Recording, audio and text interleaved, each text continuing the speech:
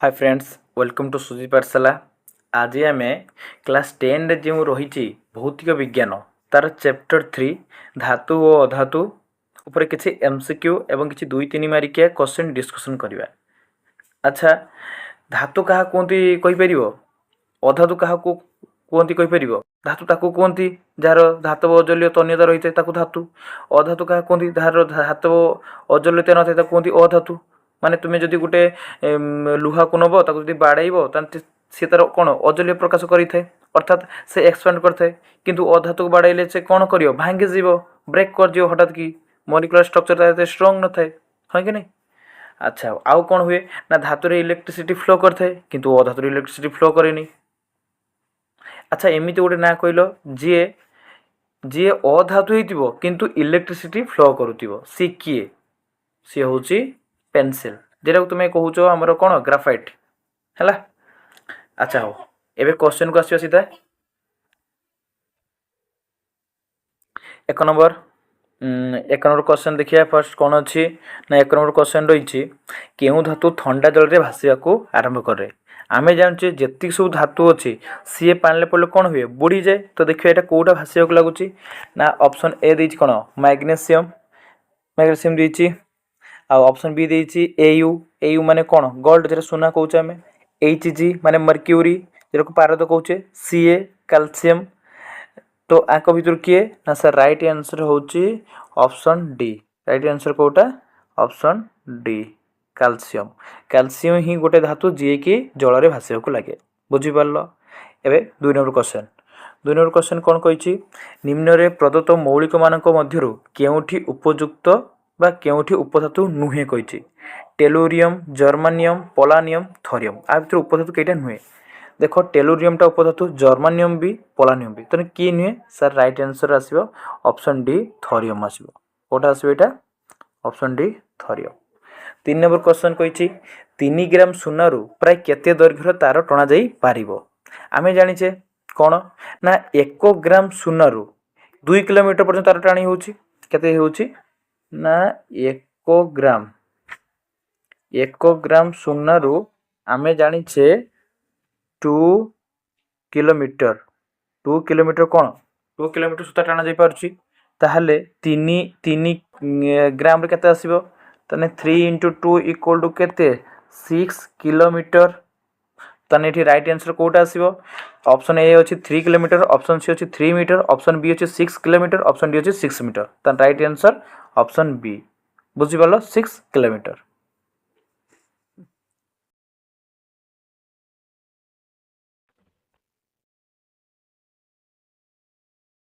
चार number question कौन देछि ना 4 नंबर क्वेश्चन कहिछि निम्न रे दिया जाइथिबा अधातु मानक मध्यरु कहारो अजुल्यता अछि।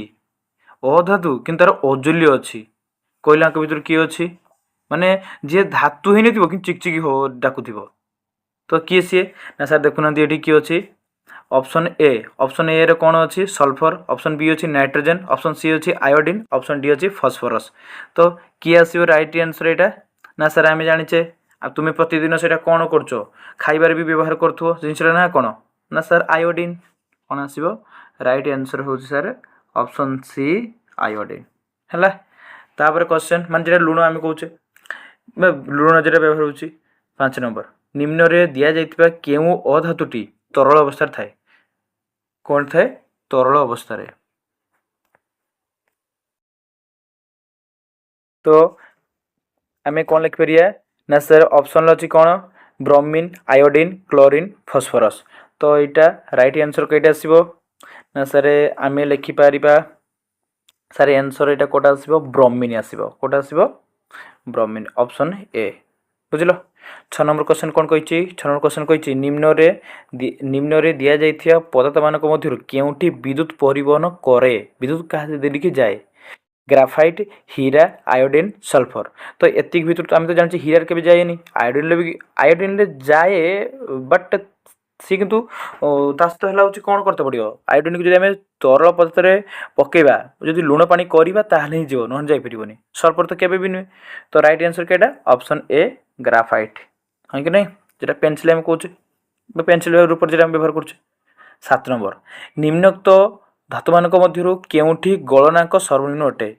गलनांक सबुठु कम किए सोडियम कैल्शियम सुन्ना गालेलियम किए आसो सबुठु 7 नंबर आंसर ना सर सबुठु गलनांक है सबुठु कम हो कार गालेलियम ये हाथ रख तरल जो धरिकी तुम कि गालेलियम देखिच देख तुम जो विद्यालय जो तुम विज्ञान सार जो एक्सपेरिमेंट करूँ कह जे सर आमको टे गालेलियम देखूँ देख जो तुम्हें से बाहर कर जार रु ताको तुम्हें देख हाथ में आणिक रख हठात कि कौन तरले जीव माने आम नॉर्मल टेम्परेचर भी से तरले जाऊँगी किए गालेलियम जेटा।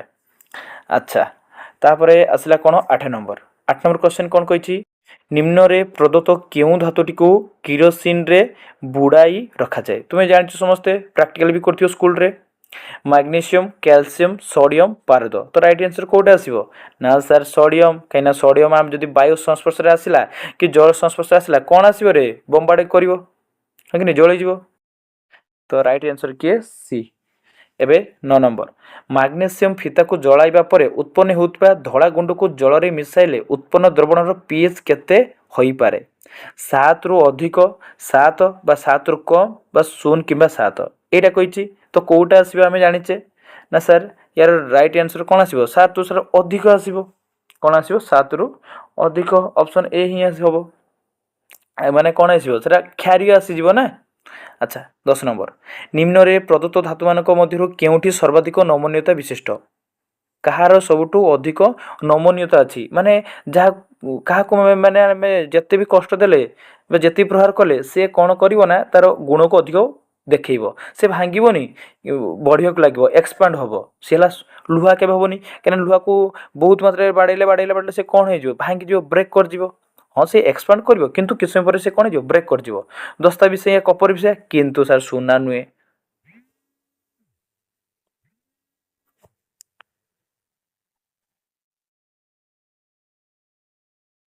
कौन आसीबो तो राइट आंसर हमर कोटा आसीबो तो राइट आंसर आसीबो हमर सुन्ना।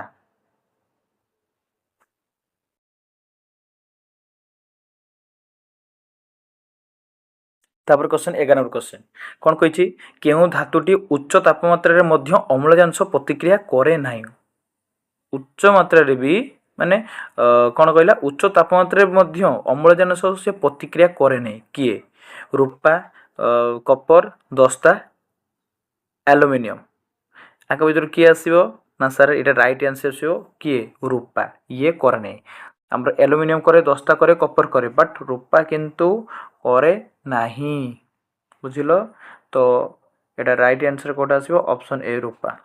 तो 12 नंबर कौन कही गालेना केउं धातुर धातुपिंड अटे गालेना सिल्भर तंबा पारद सीसा आ भीतर कोटा आसीबो रे ना आमे सारे जानिचे सारे सिल्भर हबोनी कि तंबा हबोनी पारद भी हबोनी तन हबो कि सीसा राइट आंसर डी सीसा आसो सीतार वाला धातुपिंड किए गालेना माने गालेना धातु जो भूपृष्ठ जो कौन करा जो खनि उत्तोलन जो बाहर कर ना होता है गालेना ताकू जिते आम फिल्ट्रेसन कर डिस्टिलेशन कर सेठू जेटा जो धातुपिंडटा मिली थाए वैज्ञानिक पद्धति आम कौचे सीसा।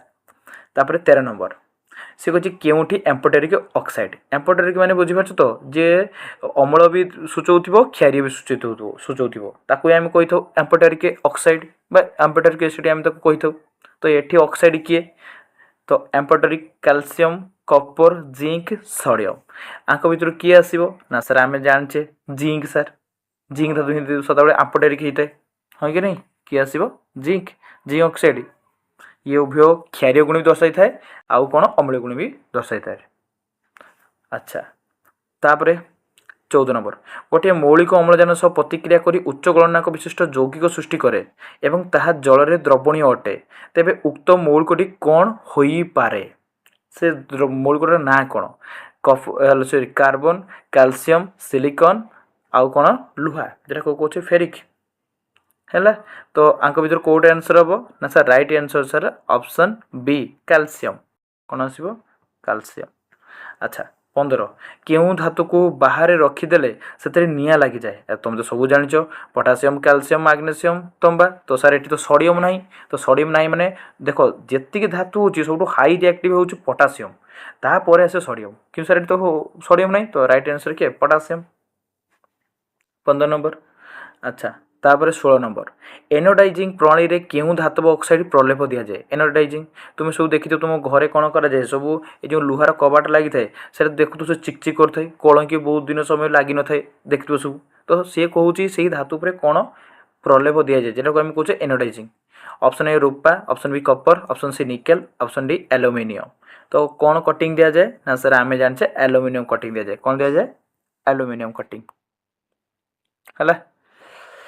तापर 17 नंबर क्वेश्चन देखिए।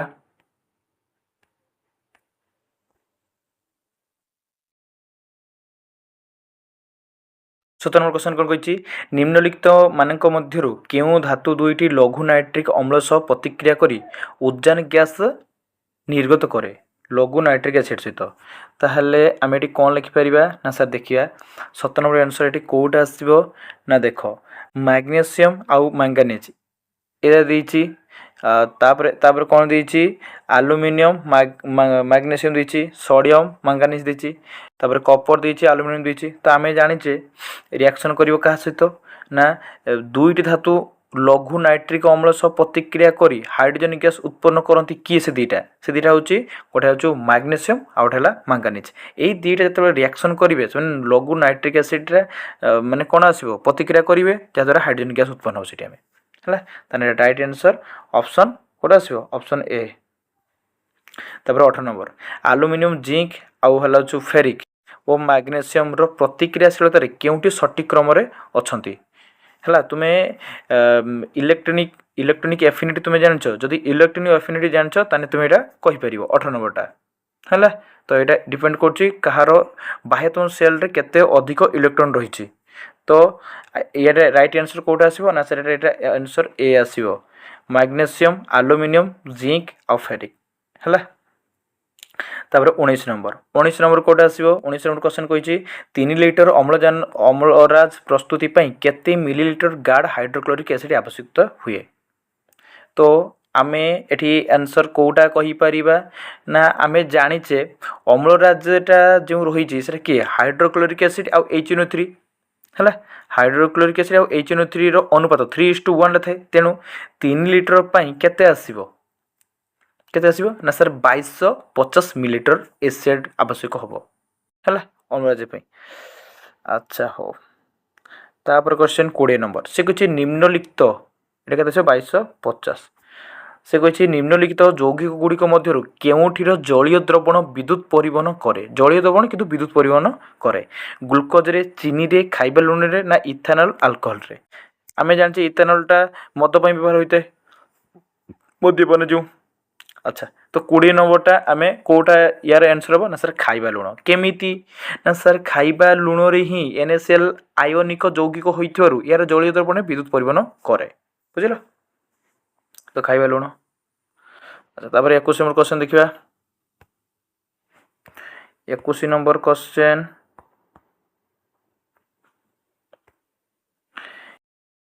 21 नंबर क्वेश्चन कौन अच्छी ना सर 21 नंबर क्वेश्चन अच्छी निम्न रे प्रदत्त धातु मानक मध्यरु केउठी को विद्युत विश्लेषण प्रणाली रे तार धातुपिंड रु निष्कासन करा जाए सोडियम रु सुना रु लुहा रु सिल्वर रु कौटा आसो ना सर आम जाने समस्ते ना सर यहाँ सोडियम रु हम केमिति ना अधिक प्रतिक्रियाशील धातु गुड़ी को विद्युत विश्लेषण द्वारा निष्कासन करा जाए। तो किए आसो सर यहाँ सोडियम ऑप्शन ए। 22 नंबर निम्नलिखित धातु मानक मध्यरु केउटी प्रकृति रे मुक्त भाव रे मिली थाए कैल्शियम सोडियम मैग्नेशियम एल्यूमिनियम मुक्त भाव रे कोटा मिली थाए से हमको कही। तो यहाँ राइट आंसर कौटा आसो ना सर आमे जानिचे सॉरी यहाँ AU एल्यूमिनियम नुहे सॉरी सुना है ये कौन गोल्ड यहाँ। तो मुक्त अवस्था कैल्शियम मिलेनि कि सोडियम मिलेनि कि मैग्नेशियम मिलेनि तो कौटा मिले सर एल्यूमिनियम। तो सॉरी एल्यूमिनियम कहूँ गोल्ड AU जेटा कहूँ आम। तो 22 नंबर डी आसो गोल्ड। तापर 23 नंबर कही निम्नलिखित क्यों धातुपिंड कैल्सिनेशन प्रणाली व्यवहार करा जाए कौन करा जाए कैल्सिनेशन। अच्छा तुम्हें देखि जो ट्रेन जो ट्रैक रही से दुईटा ट्रैक को जो झलई करा जाए बा जोड़ीबा जो साहाय्य करा जाए कौ माध्यम करा जाए कैल्सिनेशन माध्यम करा जाए भलसे जानिच। ताहले कह एटा कौटा आंसर हम 23 नंबर ना सर ये 23 नंबर सर आंसर हम ZnCO3 Zn CO3 कहीं एटा आंसर हम ना कार्बोनेट धातुपिंड काल्सिनेशन व्यवहार कराए कार्बोनेट कहीं ना आमर जो ट्रेन जो ट्रैक जो रही है से अधिक मात्रा आम कौन कर कार्बन को कटिंग कर माने अधिक मात्रा इम्प्यूरिटी ऐड कर कार्बन इम्प्यूरिटी जहाँद्वारा से अधिक मात्रा स्ट्रंग हम हाँ कि नहीं। अच्छा हो तापर ताले आम लिखा ZnCO3 तापर 24 वैद्युतिक विशोधन प्रणाली रे एनोड रूपे क्या व्यवहार कराए ये चार्टा भर कौटा एनोड रूपे आम व्यवहार करुचे। तो sir 24 number sir answer right answer कईटा हम ना 24 नंबर ए हम अशुद्ध 24 नंबर ए हम राइट आंसर कोटा से 24 नंबर वैद्युतिक विशोधन रे अशुद्ध धातु को एनोड रूपे आम व्यवहार करथाउ बुझिपार अशोधित धातु। अच्छा हो तापर सॉरी बी बी एबे 25 नंबर लुहा को बांफ सह प्रतिक्रिया कले लुहार केउ यौगिक सृष्टि होता है 25 नंबर कौन सृष्टि होता है ना सर आम जाचे ताकू जदि सर आम रिएक्शन करवा सर आम यहाँ को पाइबा कौन सारे लुहा सहित कले Fe3O4 कौन पाइबा Fe3O4 तापर 26 यथेष्ट परिमाण वायु रे सल्फाइड धातुपिंड को उत्तप्त करी ऑक्साइड रे परिणत करने को कौन कहती कैल्सिनेशन रस्टिंग स्केल्टिंग ना सकेंद्रीकरण। तो सर ये तो समस्त जाने सर वायु सह रिएक्शन कर तो कलंकी लगे तो कलंकी लगे कौन कहती रस्टिंग सिंपल जिनस। अच्छा तापर क्वेश्चन कही 27 नंबर क्वेश्चन कौन कही ना सर सी कही से कौन कही 10 ग्राम सुनारू प्राय केते दैर्घ्यर तार टणा पार आम जाचे 1 ग्राम सुनारू 2 किलोमीटर हो तो 10 ग्राम सुनारू के 20 किलोमीटर यही कौन बुझे अच्छी तो के आसो 20 किलोमीटर। निम्नलिखित मध्य केउठी विद्युतर संयोज्य यौगिक NH3CH4Cl2CaO एमोनिया मिथेन क्लोराइड आउ कैल्शियम ऑक्साइड आंख भर से कौन कौटी विद्युतर संयोज्य यौगिक सृष्टि करुच्चे 28 नंबर। तो आम जाने सर एटा कैल्शियम ऑक्साइड सर ही कर बाकी क्या कर ही ना। अच्छा तापर देछि कौन 29 सोडियम जिंकेट रो अणु संकेत कौन सोडियम जिंकेट कौटा आसो सर तो सिंपल जाने Na2ZnO2 ऑप्शन सी है सोडियम जिंकेट। जो खनिज पदार्थ धातु निष्कासन लाभजनक होता है कौन कहती खनिज पत्थर धातुपिंड ना लवण तुम जान लवण तो केवे हेनी पत्थर भी केवे हेनी तो ऑप्शन सी आउ ए भितर हम सर कौटा हम ना सर धातुपिंड आम जाने कौन तो कह धातुपिंड। अच्छा 31 केउ धातु उपरे संरक्षी ऑक्साइड स्तर सृष्टि हुए नाही जिंक एल्युमिनियम AgPb कौटी हुए नाही तो सिंपल जिनस आम जाचे केबे रूपार केबे हुएनी तो रूपा हुएनी माने Ag है कि नहीं। तापरे क्षार धातु मानकर केउठी गुण नुहे बहुत नरम निम्न सांद्रता बा निम्न गलनांक विशिष्ट कम प्रतिक्रियाशील ना सर्वाधिक प्रतिक्रियाशील कौटा आसो ना सर आम जाने समस्ते सर कम प्रतिक्रियाशील सर यहाँ हम कम आसो ऑप्शन सी कम प्रतिक्रियाशील। 33 केउ धातु द्वयर ताप परिवहन क्षमता सर्वाधिक माने कि अधिक तापमात्रा रे बही नहीं पारिबो रूपा और लेड रूपा और तंबा और पारद और लेड ए जाने रूपा आउ किए रूपा सुना हवा कथा सुना तो नहीं ये रूपा और तंबा हम।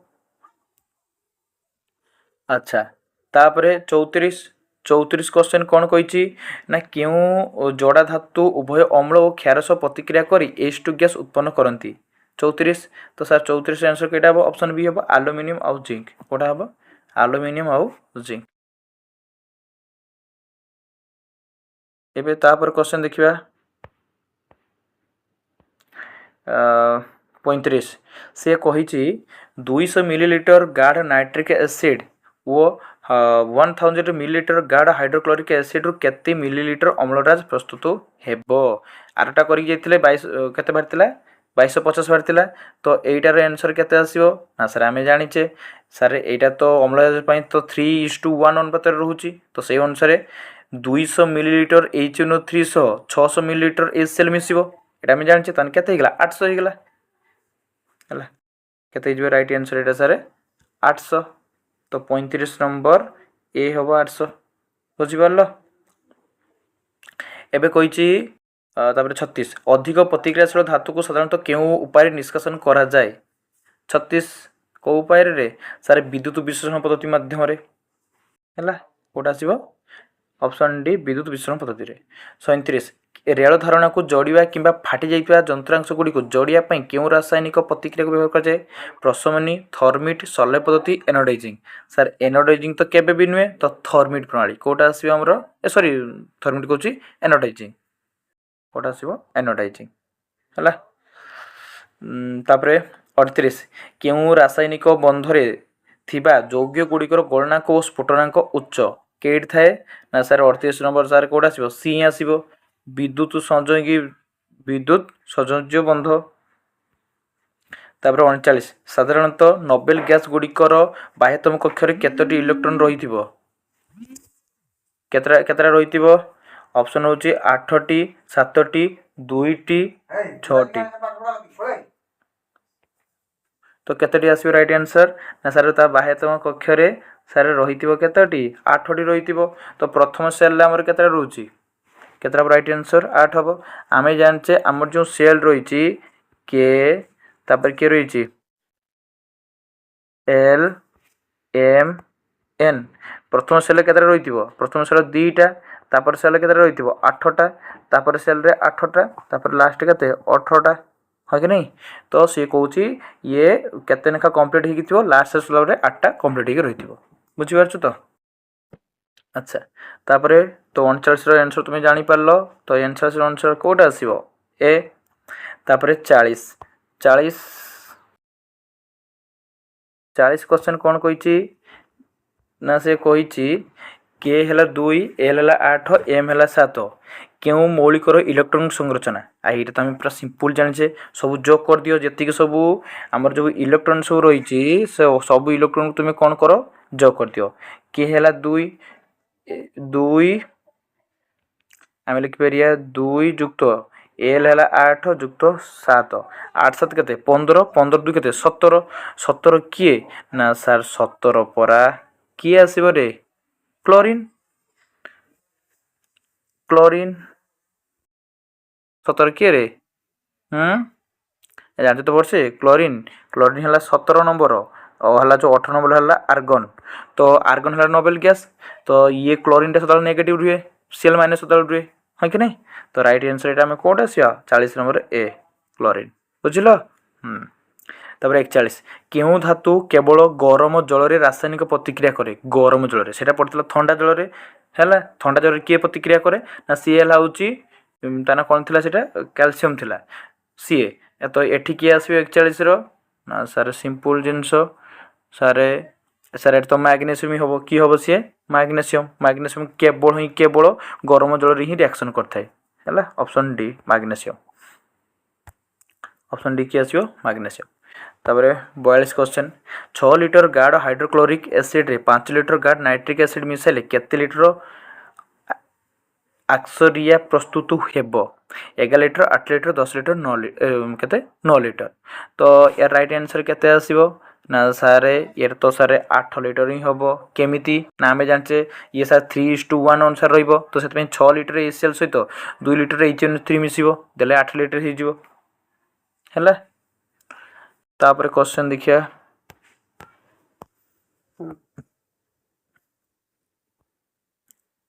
43 କ୍ୱେଶ୍ଚନ୍ କ'ଣ କହିଛି? ନା 43 କ୍ୱେଶ୍ଚନ୍ କହିଛି 3 ଭାଗ ଗାଢ଼ ହାଇଡ୍ରୋକ୍ଲୋରିକ୍ ଏସିଡ୍ ଓ 1 ଭାଗ ଗାଢ଼ ନାଇଟ୍ରିକ୍ ଏସିଡ୍ର ମିଶ୍ରଣକୁ କ'ଣ କୁହନ୍ତି? ମାନେ ସାର୍ ଆମେ ଦୁଇଟା ଖାଲି କହିପାରିବା। ଏଇଠି ବୁଝିବା ହାଇଡ୍ରୋକ୍ଲୋରିକ୍ ଏସିଡ୍ କି ନାଇଟ୍ରିକ୍ ଏସିଡ୍ ସହିତ ଆମେ ଯଦି ଯୋଗ କରିଦେବା କ'ଣ ହେବ? ନା ସାର୍ ଆକ୍ୱାରେଜିଆ ହେବ ରେ। କ'ଣ ଆସିବ? ଆକ୍ୱାରେଜିଆ। ସ୍ପେଲିଂ ଟିକେଟା ଭୁଲ ଅଛି, କେଇଟା ସ୍ପେଲିଂଟା ଭୁଲ ଅଛି, ଦୟାକରି ଟିକେ ଧରି ନେବ ହେଲା। এটা হচ্ছে ଆକ୍ୱାରେଜିଆ ହେବ ହେଲା। এটা ବହୁତ ଇମ୍ପୋର୍ଟାଣ୍ଟ ଜିନିଷ, ଏଟା ତୁମ ପରୀକ୍ଷାରେ ଆସିବ, ଆକୁ ଭଲସେ ମନେ ରଖିବ ଯେ ସାର୍ ଆକ୍ୱାରେଜିଆ କ'ଣ। ଆକ୍ୱାରେଜିଆ କ'ଣ ଆମେ କହିଲେ ଏଠି? ନା ହେଲା ହେଉଛି କ'ଣ? ଯଦି ଆପଣଙ୍କର ମାନେ କ'ଣ ହେଲା ହେଉଛି 3 ଭାଗ ଗାଢ଼ ହାଇଡ୍ରୋକ୍ଲୋରିକ୍ ଏସିଡ୍, ମାନେ ହାଇଡ୍ରୋକ୍ଲୋରିକ୍ ଏସିଡ୍ ସହିତ ଯଦି ନାଇଟ୍ରିକ୍ ଏସିଡ୍ ଯଦି ମିଶେ ତାହେଲେ ଯେଉଁ ମିଶ୍ରଣଟା ସୃଷ୍ଟି ହେଲା ତାକୁ ଆମେ କ'ଣ କହିବା? ଆକ୍ୱାରେଜିଆ। सुना रूपा आदि को अलंकार प्रस्तुति ପାଇଁ ବ୍ୟବହାର କରାଯାଏ କାହିଁକି ନା ଆମେ ଜାଣିଛେ ଏମାନେ ଅଧିକ ଔଜ୍ଜଲ୍ୟ ନା ଏମାନେ କମ୍ ପ୍ରତିକ୍ରିୟାଶୀଳ ନା ଏମାନେ ଅଧିକ ନମନୀୟ ନା ଏମାନେ ସର୍ବାଧିକ ଔଜ୍ଜଲ୍ୟ ତନ୍ୟ କମ୍ ପ୍ରତିକ୍ରିୟାଶୀଳ ତ ଅପସନ୍ ଡି ହିଁ ହେବ ଜାଣିଛ ସମସ୍ତେ। 45 ଆୟନିକ ଯୌଗିକ ଗୁଡ଼ିକ ଗଳନାଙ୍କ ସ୍ଫୁଟନାଙ୍କ ଉଚ୍ଚ କାହିଁକି କାହିଁକି ଉଚ୍ଚ ନା ସାରେ ଆମେ ଜାଣିଛେ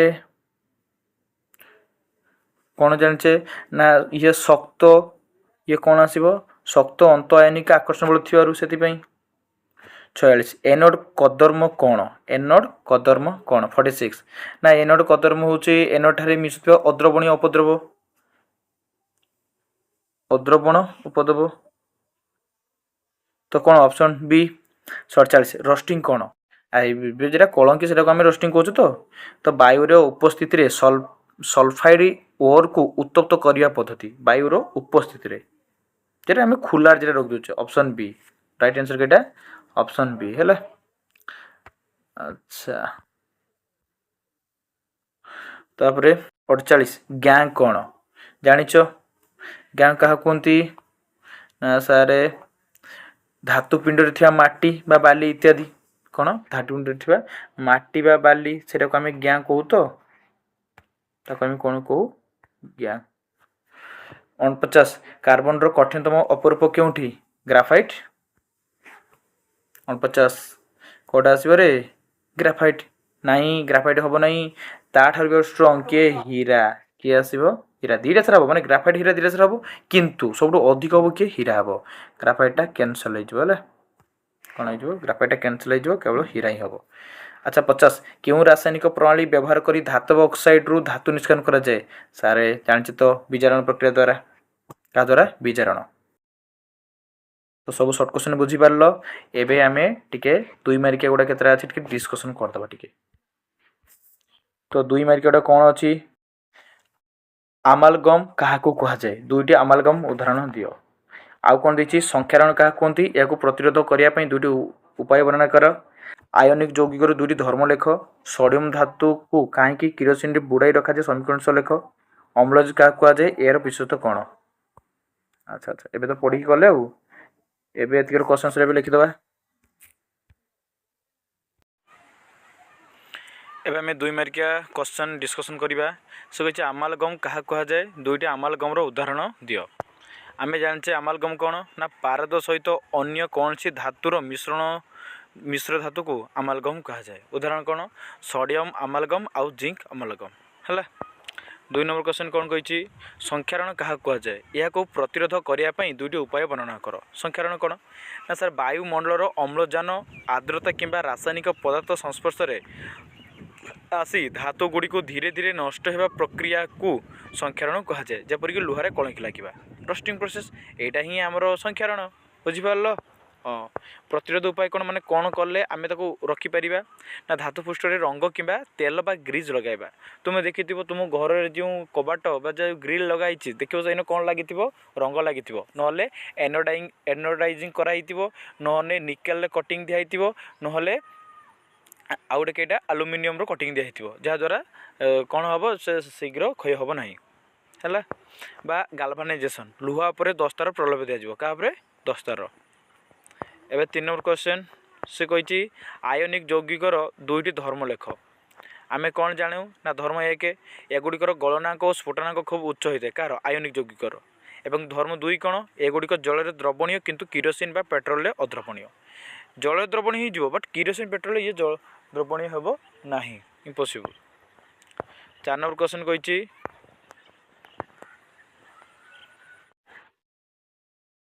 4 ନମ୍ବର କ୍ୱେଶ୍ଚନ୍ କହିଛି ସୋଡ଼ିୟମ ଧାତୁକୁ କାହିଁକି କିରୋସିନରେ ବୁଡ଼ାଇ ରଖାଯାଏ ସମୀକରଣ ସହ ଲେଖ। ନା ଆମେ ଜାଣୁ ସୋଡ଼ିୟମ ଅତ୍ୟନ୍ତ ପ୍ରତିକ୍ରିୟାଶୀଳ ଧାତୁ ଅଟେ ଏହା ବାୟୁରେ ଥିବା ଅମ୍ଳଜାନ ଓ ଆର୍ଦ୍ରତା ସହ ଖୁବ୍ ଶୀଘ୍ର ପ୍ରତିକ୍ରିୟା କରି ନିଆଁ ଧରିଯାଏ ଏହି ଦୁର୍ଘଟଣାକୁ ଏଡ଼ାଇବା ପାଇଁ ଏହାକୁ କିରୋସିନରେ ବୁଡ଼ାଇ ରଖାଯାଏ। ତ ଆମେ ଯଦି ଏହାକୁ ଯଦି ରାସାୟନିକ ସମୀକରଣ କରିବା ତାହେଲେ ଆମେ କ'ଣ କରିବା ନା ଏଥିରେ ଆମେ ଲଗାଇବା କ'ଣ ନା ଲଗାଇବା ହେଉଛୁ Na ସୋଡ଼ିୟମ ସହିତ ଆମେ ଅକ୍ସିଜେନକୁ ଯଦି ଆମେ ରିଆକ୍ସନ୍ କରିବା ସୋଡ଼ିୟମକୁ ଯଦି ଆମେ ଅକ୍ସିଜେନ ସହିତ ଯଦି ଆମେ ରିଆକ୍ସନ୍ କରିବା ତାହେଲେ ଆମେ ପାଇବା କ'ଣ ସୋଡ଼ିୟମ ऑक्साइड पाइबा फॉर Na चार्टा सोडियम सहित दुईटा ऑक्सीजन को आम यदि रिएक्शन करिबा तने कोन पाइबा दु दुने चार्टा चार्टा सोडियम पाइबा एवं दुईटा ऑक्सीजन पाइबा बुझि परलो। अच्छा हो एबे तापर क्वेश्चन थिला अम्लराज बा जेटा एक्वारेजिया काहाको कहा जाय यार विशेषता कोन। अच्छा अम्लराज कोन बा एक्वारेजिया काहा कोंती आमे लिखि परिबा 3 भाग गाढ़ हाइड्रोक्लोरिक एसिड और 1 भाग गाढ़ नाइट्रिक एसिड रो सद्य प्रस्तुत मिश्रण को अम्लराज कहती। एटा बहुत इंपोर्टेंट दिमारिक आसो दया करिया को भल भाव में घोषिकी जीव आउ थे बुझ भल मन रखिथो एक्वारेजिया बा अम्लराज तुम कह सर 3:1 तार अर्थ कौन 3 भाग हाइड्रोक्लोरिक एसिड मिसब जदि 1 भाग कौन मिसब नाइट्रिक एसिड HNO3 यार सिंबल भल भाव में मन रख ना तुमको असुविधा परीक्षा है। यार विशेषता कौन यह अत्यंत क्षयकारी धूमायमान द्रवण अटे जहाँ सुना और प्लाटिनम भली निष्क्रिय धातु को निज मध्य द्रवीभूत करें कईटा यही है एक्वारेजिया HCl सहित HNO3 जेटा आम रिएक्शन करवा। अच्छा तापर ए 3 मार्किया क्वेश्चन देखिए कौन अच्छी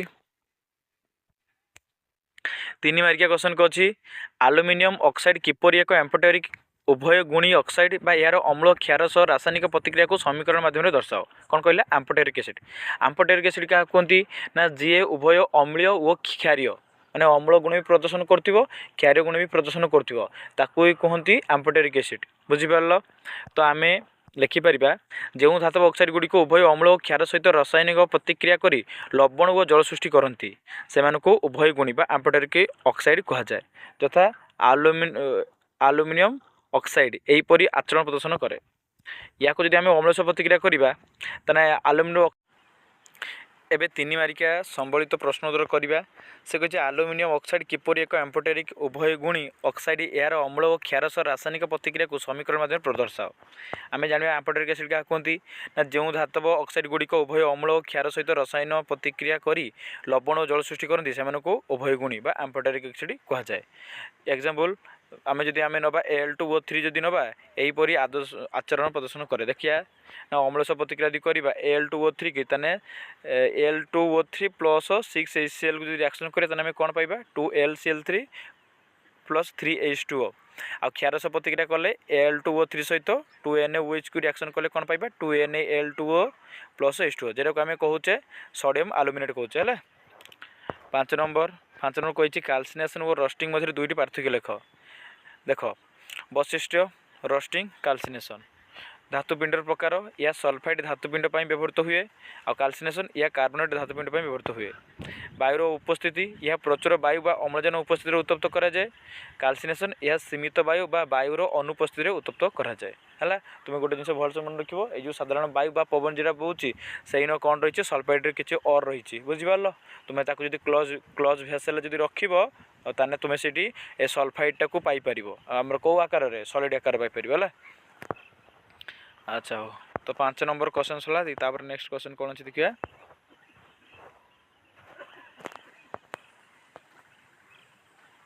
से कहे अन्य गुरुत्वपूर्ण प्रश्न पृष्ठा निम्न भागर किसी दिखाई है निम्नलिखित धातु गुड़िक जल सह किपरि प्रतिक्रिया करती समीकरण सह लेख। तो प्रथम आसला सोडियम Na ठंडा जल सह अत्यंत तीव्र प्रतिक्रिया करी हाइड्रोजन गैस सृष्टि करे और निआ लगी जाए केमिति ना गोटे एग्जांपल दबा दुईटा सोडियम सहित जब आम हाइड्रोजन को जब रिएक्शन कर माने जल को जब रिएक्शन करवा तो आम पाइबा कौन 2NaOH plus H2O plus H2 पाइबा खाली है हाइड्रोजन गैस पाइबा। सेमती जब कैल्सियम को जब आम रिएक्शन करिया ठंडा जल सहित ताने कौन बाहर ना हाइड्रोजन गैस बुदबुद जो धातुटी जल उपर भासे कैल्सियम Ca सहित जब आम जल रिएक्शन करवा ताने पाइबा CaOH2 प्लस H2। मैग्नेशियम सहित जब आम रिएक्शन करवा ताने आम कौन पाइबा गरम जल सह प्रतिक्रिया करी मैग्नेशियम हाइड्रोक्साइड गठन करे Mg प्लस 2H2O रिएक्शन कले आम कौन पाइबा MgOH2 प्लस H2। आलुमिनियम जब आम रिएक्शन करवा तेल आम पाइबा कौन ठंडा बा गरम जल सह प्रतिक्रिया करे नहीं केवल जलीय बाष्प बा स्टीम सह प्रतिक्रिया करी ऑक्साइड गठन करे। आलुमिनियम को जब जल सहित रिएक्शन करें आम पाइबा कौन Al2O3 प्लस 3H2